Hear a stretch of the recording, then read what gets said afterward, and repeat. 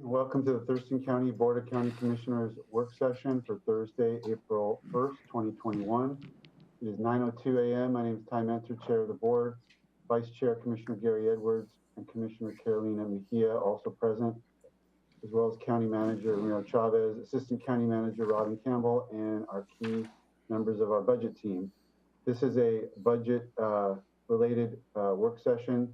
The public can attend virtually through our Thurston County YouTube channel or through a conference call option at 360-252-9020, PIN 1234. Topic today is biennial budget. We have 50-ish minutes, I guess, with the commissioners, and I will start with County Manager. Yeah, thank you, Commissioner. This is a follow-up to the conversation that you have already started with regarding the biennial or annual budget. You will hear a little more information about that tomorrow, touch base on the survey that we conducted with here in the county with head of the offices and elected officials, as well as the department directors. And hopefully at the end of this meeting, we will not be asking to make a decision today, but I will bring this item to you on Tuesday, April 6th.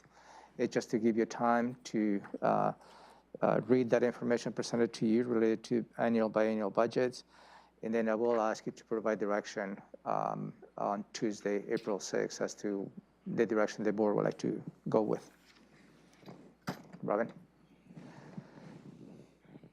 Okay, good morning, commissioners. As you have both already said, we're talking about the budget today, and the decision before the board is, should it be a biennial budget or an annual budget? I'm going to share my screen. We'll see if I can pick the right one this morning. So it looks like it is the correct one. Today we're going to talk about, just give you a very brief background on the process to build a budget, either biennial or annual. You'll see throughout this slide deck 3 options, and I'll explain them. The first time you see them will be just an overview of the options. The second and third time start to indicate to you the staff recommendations. And we'll also go into some detail about what your options really are around the budget. So how the budget is built in Thurston County at a very, very high level. The county does incremental budgeting, but I'm going to refer to it as a quasi-zero-based budget process, because when we build the budget, HR and the budget team work together so that our personnel costs are zero-based. Salaries and benefits, we take the currently approved FTEs and fully fund them. So depending on the person in the position and the current salary and when they were hired and what choices they have made regarding benefits. We include step increases for the year. We include inflation for the benefits. We include future rates as we know them, and we fully fund them. Every filled position as it will be calculated throughout the year, and every vacant position calculated at the mid-range of the appropriate salary range. And then when we calculate in a biennial cycle in Thurston County, the second year increases all of those things again as they would be. So we include step increases and we include benefit increases. We don't include a COLA, but if what we assume is if the second year carries on as the first, the costs are going to be higher for personnel. So all FTEs are fully funded, basically in a zero-based method. Internal services are also zero-based. They're based on current inventories, and right now, offices and departments are reviewing those inventories from central services and IT, and determining what they actually have and will use. We update the rates, bring those in front of the board, and if there is a biennial process, the second year includes inflation factors for those rates. So our internal services also zero-based and fully funded in every office and department. The budget also includes other costs, which are things like goods and services, supplies, travel, training, um, personal service contracts, things like that. Those carry forward flat in every year unless an office or department asks for an adjustment in those.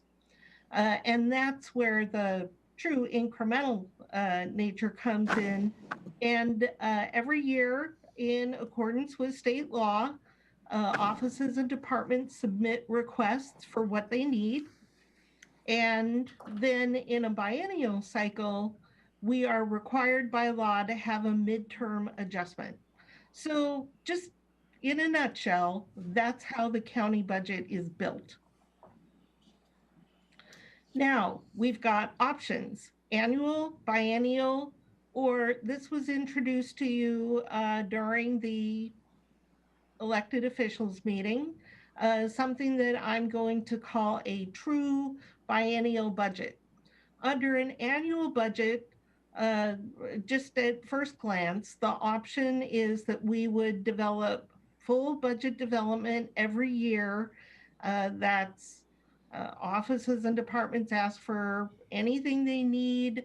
It's a full review cycle. We do all of the things, all of the presentations, all of the considerations every year. And we conduct 2 amendments, scheduled amendments, spring and at the year end. And we would add more if necessary, as we experienced last year with the deluge of coronavirus funding. We had to run additional amendments to add that money into the budget. So that would be an annual, full development every year. A biennial budget is basically 2 one-year budgets. We had some reasons for doing that. One of them is the limitation of our current system, our financial systems.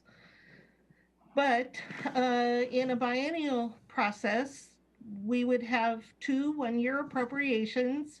We do full development every other year with the midterm adjustment with limits around what we do, because if you don't have limits on the midterm, then there's no point in doing a biennial budget because you have no savings.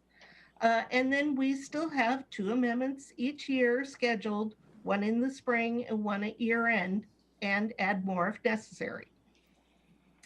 Under the true biennial budget, we would do full budget development every other year.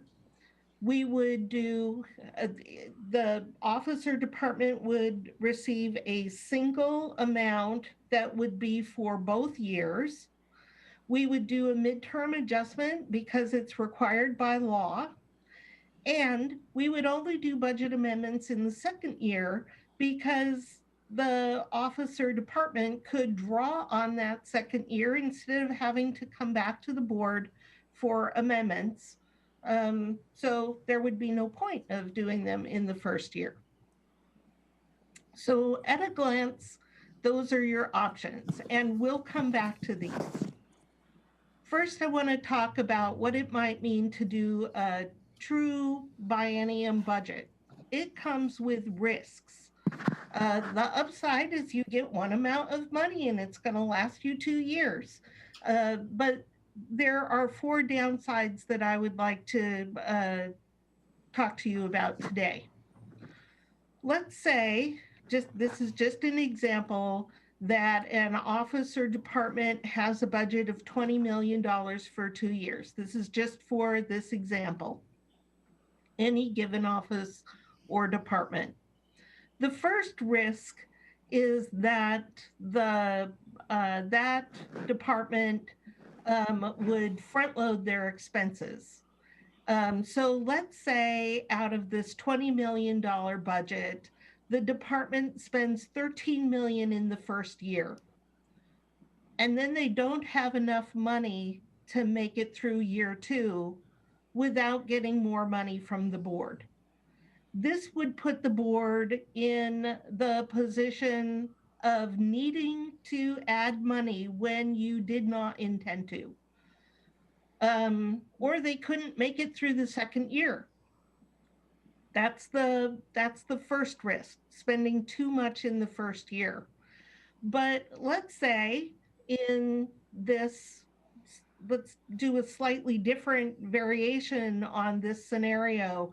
If you have a 20 million 2-year budget, let's say you spend 10 million in the first year, exactly half.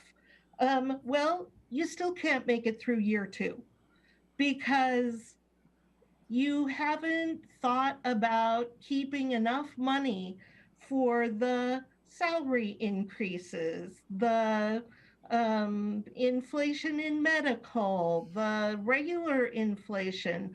Costs go up in the second year. And that's what you see in the biennial or the budget process. When we calculate the costs, we calculate enough for both years. So having the office or department have complete flexibility, if you have a manager that's not on top of this, they won't set aside enough money. If they spend half, they still have to come to the board and ask for more money for ongoing costs. So risk 1 is you spend too much in the first year. Risk 2 is what I'm going to call a save and spend risk. And that is that in the first year, the department is very frugal. They've got $20 million for 2 years. They're quite frugal, or they have something that delays getting something started in the first year, and they only spend $7 million. And then they've got $13 million in the second year, and they spend it all mainly on ongoing costs. This puts the budget, or rather this puts the board in the position as you consider the ensuing year to have to fund each of the next 2 years at least $13 million or a $26 million budget. And actually it would be more than that because things cost more in the second year. So that would put the board in a position of having in a maintenance level to increase that department's budget just to be able to continue on in current maintenance level providing programs and services that currently exist, or to be in the position of having to reduce the services that department delivers. Risk number 2 is the reason that the state of Washington went from a true biennial budget to a appropriated by year budget for their state general fund. Risk number 3 is a lack of reversions. Having a true biennial budget, this is something you heard Mary Hall bring up at the elected meeting, means that at the end of that first year, you are not having money returned to the fund balance. And the way we budget in this county, fully funding FTEs, full appropriation. Later this year, we'll talk about some best practices on why you should not do those things. But right now we do, and I'm not suggesting at this time that we should change that. But we count on those reversions at the end of the year to sustain our fund balance. So not having the reversion at the end of each year and having to wait gives us a lack of clarity on how much we actually have and hampers your ability to course correct if something's going wrong. So that's the third risk. The fourth risk, as you heard in our conversation about the laws that regulate budgeting in Washington state counties, is that state law requires that appropriations lapse at the end of the year. Quite frankly, I've looked, I don't see yet a state law that allows us to extend that with a biennium. The rules that, or rather the laws that govern the board's ability to enact a biennial budget don't reference this law and modify it in any way. So I don't know that we actually have legal authority to have an appropriation that doesn't lapse at the end of the year.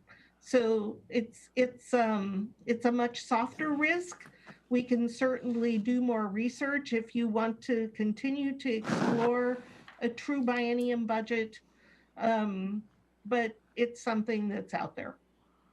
So those are the risks. Given those risks, come on, I can go to the next slide. Here we go.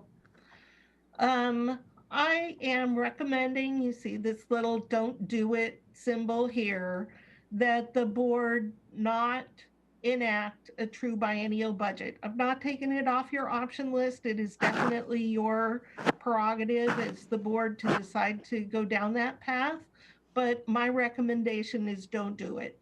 However, I am adding an option here under a biennial process, because the thing that the true biennium budget appeals, one of the things about it that's appealing is that you get to roll over money that you don't spend.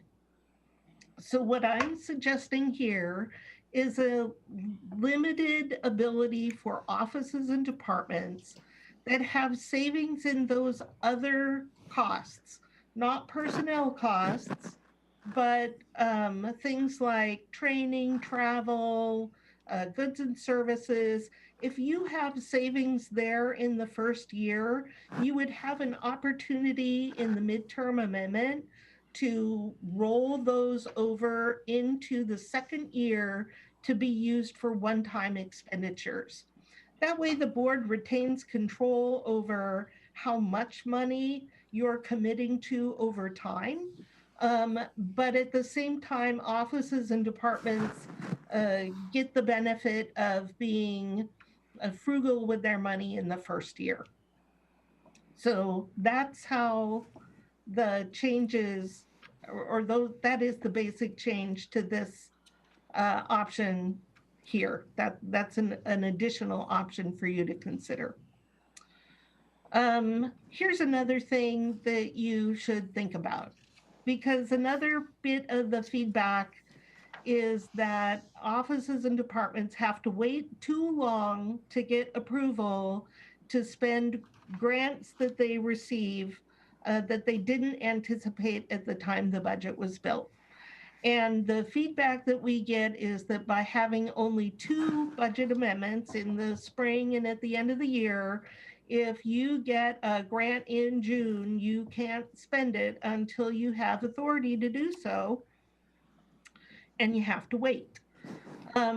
So here is the solution that I'm proposing.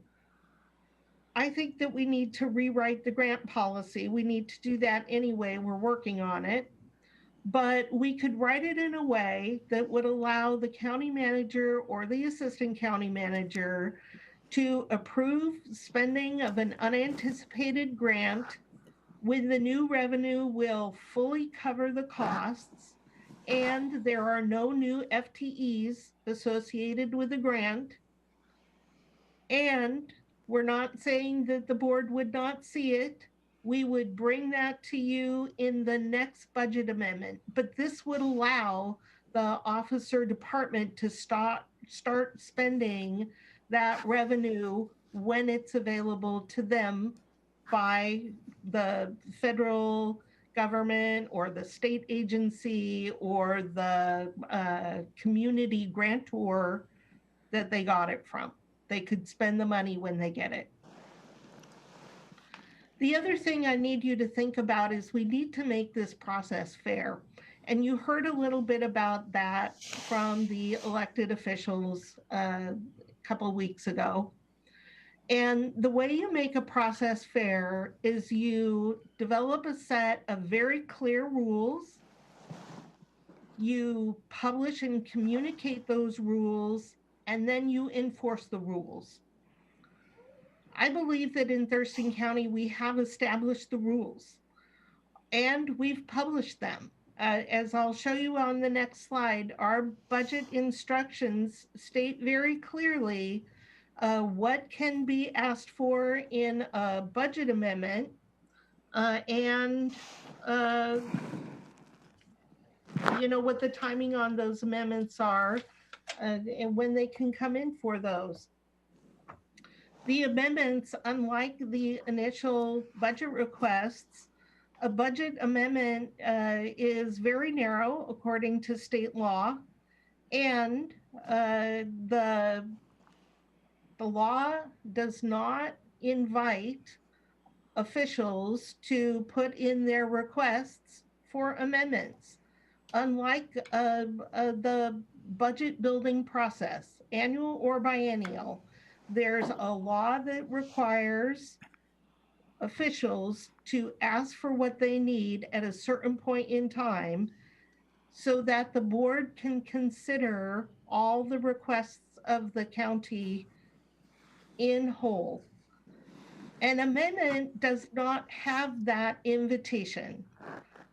So when we run a process where some offices and departments are following the rules and only ask for the limited things that are permitted by the instructions that we publish, and others ask for whatever is on the table for them. When the board approves those things that are out of cycle, that has created an unfair process because others did not have an opportunity to come in and compete for the same limited funds. So to make the process fair, we need to state clearly what's allowed in either an amendment or an adjustment cycle. We need to publish and communicate that, and then the board needs to enforce those rules. Chair, I didn't hear any rules, so are we not going to ask any questions until at the very end? Here, How much more is in the presentation, I Robin? have 2 more slides. Okay. Let's hold the questions then. Okay. All right. Thank you. Here's your 2021 budget instructions. And we have offices and departments working on amendment requests right now. The budget instructions for amendments clearly state that here's the legal authority for the board. The law allows for supplemental appropriations as a result of unanticipated receipts and for transfers and revisions within departments. And as we've talked about, the county reads that very broadly. Our instructions go on to state that budget amendments will be limited to emergencies, technical corrections, updates to budgets, the beginning fund balance, which is a technical thing, and new awards from outside sources. Those are basically grants. We also state in the instructions that position reallocations must be absorbed by the office or department. They only have to absorb them for the current fiscal year because when we build the ensuing year budget, we fully fund every position.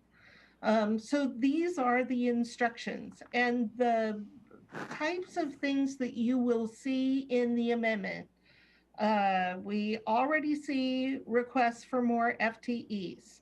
We see requests for more of the things in that other category. Things are coming forward. You know, we have grants that will fit very nicely, but there are other things that are coming forward that are out of cycle. So I'm not asking you to make a decision right now about a fair process, but please be thinking about this as we move forward. So here's your options. And I've added something here to address that unanticipated receipt, or this is what would enable offices and departments to start spending a grant when they get it. The options are, and these are my recommendations, I'll tell them as I go. You can do an annual budget every year.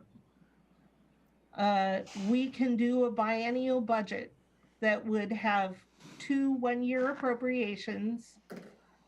We'd be doing full development every other year. There would be limited requests in the midterm. We do 2 planned amendments every year and add more if we have to. I am recommending that you include an opportunity for a rollover in the mid-year adjustment for savings in the first year, and that we update our grant policy to allow spending of grants when they're received with a catch up in the next budget amendment. I am recommending that we do not do a true biennial budget. My recommendation is to go with a biennial process. Also in your packet, you have the survey results that you've already seen and discussed. At your request, I sent a poll to elected officials only, asking if they prefer biennial or annual. I only got 4 replies to that. 3 were for biennial and 1 was annual. So with that, I open the floor for questions and conversation. Okay, given that Commissioner Mejia has to recuse herself a little early, I'll start with her and then we'll go to Commissioner Edwards. Thank you. My question is in regards to one of the things that was mentioned was establishing a leave bank. And I was just wondering, you know, how would that fit in? What would that look like? So that would fit into the biennial or annual. It wouldn't matter which one. That's something that we're going to bring to you as part of the budget development in cycle. We have a meeting coming up mid-April where Maria and I will present. We're working on the proposal right now about how to fund the leave bank. That's the most difficult part. We can structure it in many ways, but we will be bringing you a proposal in April. Right now, what we're talking about, to just for a sneak peek, we're talking about the initial establishment would need an infusion from the general fund. We would pay half of the, I think we're talking about sick leave only at the time of retirement. I think we're talking about only sick leave.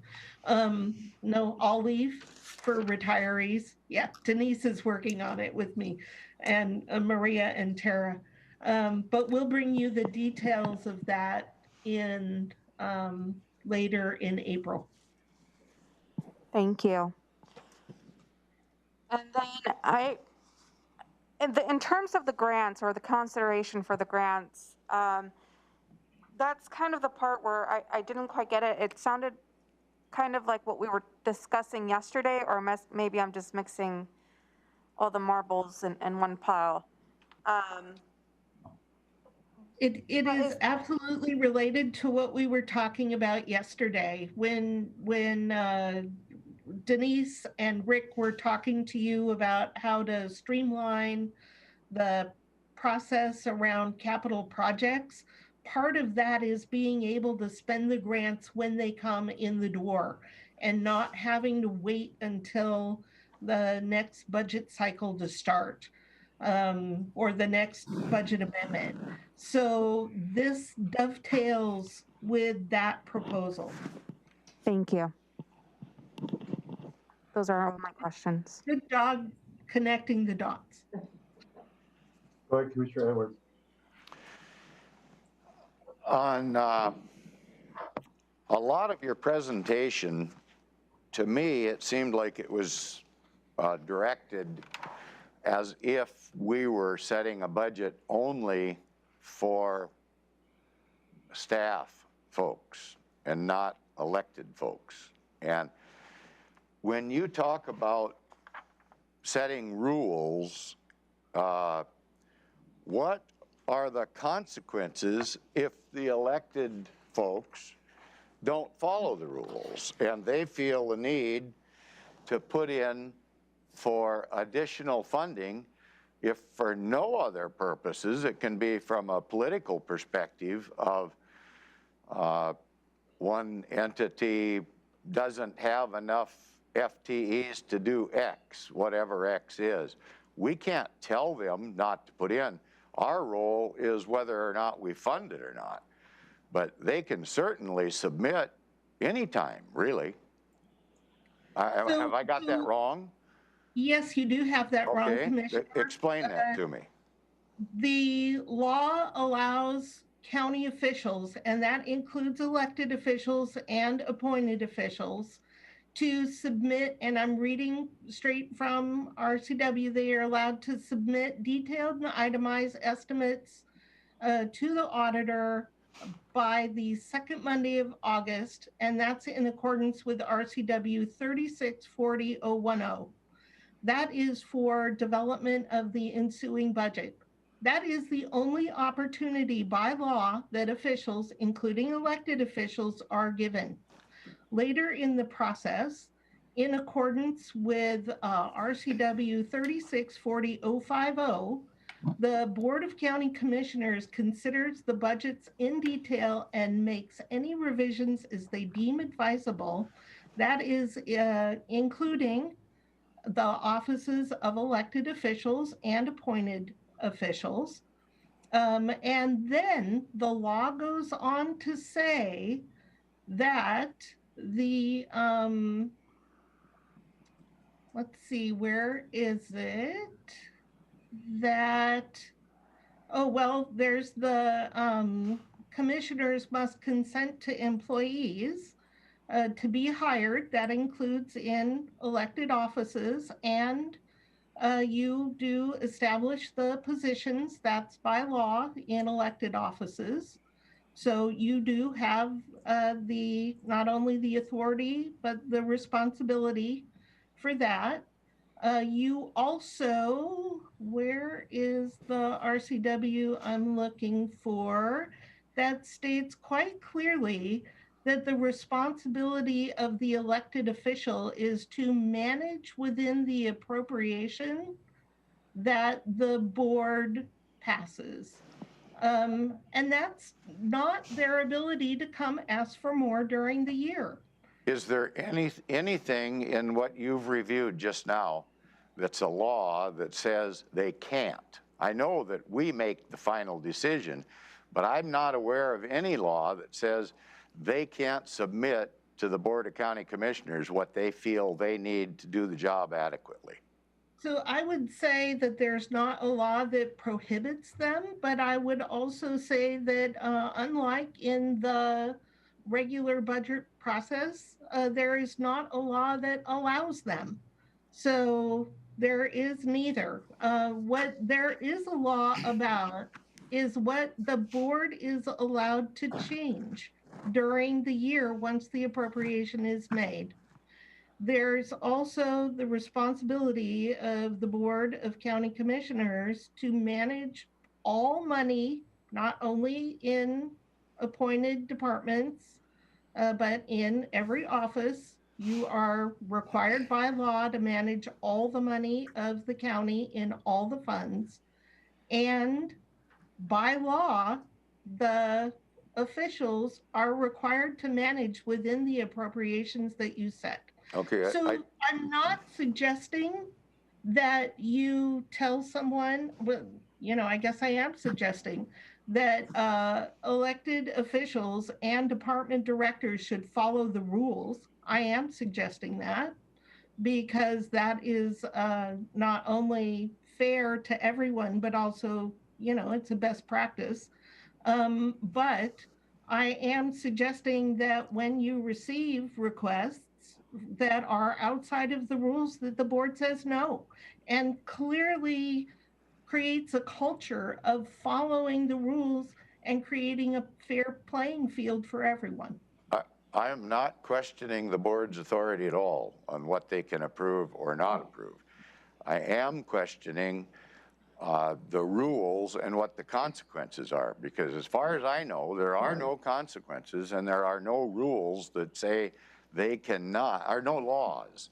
It might be our rules, it might be normal practice, but when they need something, I don't see anything that prevents them from putting in a request to the county commissioners, we need X, to do X.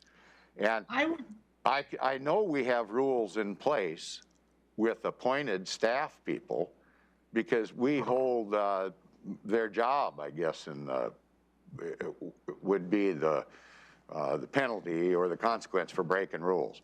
So as we go through this, I mean, there's a lot of things in here. I'll refer to page 9 where it says annual budget or biannual budget. 2 amendments each year, more if necessary.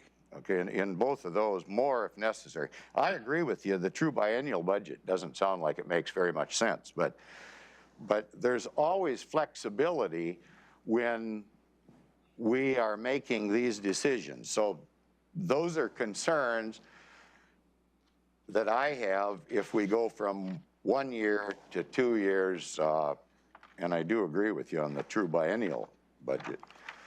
But I don't see that we can prevent any elected official from making application. So that's, and I do have concerns about, on page 6, on the consideration of grants. I don't really understand what you would be referring to, because we talked about this the other day, that we had not come to any agreement on that yet. But are you saying that just merely by writing a policy, then we get to basically change the rules of engagement, and what the commissioners would not be able to do or authorize, the staff would be able to do or authorize? Is that what I'm hearing? And I am not suggesting that the board would not be able to authorize anything. I am suggesting that should let's talk about, the sheriff's office. Let's talk about the sheriff's office. Okay. Let's say that we have our normal budget amendment process in May and in December. That's when they're scheduled to happen. And let's say that the sheriff receives a $50,000 grant from WASPIC to spend on equipment. Under the current grant policy, the sheriff cannot spend that until the board approves the grant through the budget process in December. What I'm suggesting here is when the grant comes in July, that either the county manager or the assistant county manager could review it, say, I see that you will only spend $50,000 on equipment, and that is fully covered from this grant. There are no FTEs attached, no ongoing costs. Go ahead and spend it. And in the December amendment, the board would formally authorize it and increase the sheriff's budget to cover that. I'm just looking for a way to enable offices and departments to use external money when it comes. It does seem like we're doing that now, though. How are we doing that now? That's not how our policy works today. Someone, an elected or an office can't shift internally and say, well, I'm going to cover this with this because we've already talked to the county manager and he said he'd approve it a month from now to backfill that. We don't pre-approve. Yeah. Is there a law against pre-approving? There's an appropriation law, yes. But if we create a policy, we're basically pre-approving then. Is that what you're saying? What I'm saying is that we would not exceed our bottom line expenditures without an appropriation, which is why we'd bring it forward as a technical piece of the upcoming amendments, but we would allow them to spend. Okay. Okay. One comment looks like Commissioner Mejia's changed formats, but hopefully she's listening because one of my comments was kind of aimed toward her for her benefit because she was not here when we made the decision to switch from biennial to single year for 1 year. Commissioner Edwards may or may not remember it. I just wanted to point out because this came up in that discussion and it wasn't presented here today that one of the arguments from the directors that we heard, it was a surprising one I hadn't thought of at the time, but there was a strong preference among that group to do the biennial budget and stagger it off of the commissioner's election cycle. And I just wanted Commissioner Mejia to hear that because it didn't come up in the presentation. And if we're going to do a biennial budget cycle, then this would be our opportunity to accomplish that. Otherwise, we'd be waiting at least 2 more years to accomplish that. The comments Commissioner Edwards made about the elected officials being able to make requests, I think they can make any request they want, but I'm very concerned about the perception of a fair playing field. The consequences of the board entertaining requests that are out of cycle or against the rules or however you want to characterize it, we've already seen it. And the complaints that I've heard are not from department directors, they're among the elected officials. So there is an issue there. Anyone can request anything, but the board needs to that's where the board then needs to just basically categorically reject requests that don't follow the parameters. Otherwise you get this perception of unfairness, which we've had. It's not just theory. It's happened. It exists right now, which is part of what we're trying to accomplish here is to make that feel fair among the elected officials as well as department directors, if there's any reason to distinguish. And I agree on the true biennial budget, I guess, hearing all the considerations. The attractive thing to me about it was limiting the incremental slip that happens with so many budget amendments, but this idea of having rules and enforcing them would mitigate that and make that not so, and basically accomplish what I was sort of hoping a true biennial budget might accomplish. Because if you're only giving one chance for amendment and it's 2 years worth, I think our elected officials they're responsible and doing the best they can. So they would definitely not want to come back to the board with 2 years worth of kind of slippery management, if I put it that way. Coming 4 times makes each one of those seem not that big a deal. That's what I mean by incremental slip. And so, but I think that you can accomplish the same goal by having clear, defined rules that are you then enforce. So I get that, and with that adjustment, I would favor not doing the true biennial budget. The save and spend. I thank you for kind of laying that out because it's kind of I'd obviously thought of the first scenario is the obvious scenario, right? You spend or you're not really budgeting for all the different components. But the second risk category was one that hadn't necessarily thought of, so I appreciate that. Commissioner Edwards, you had something else.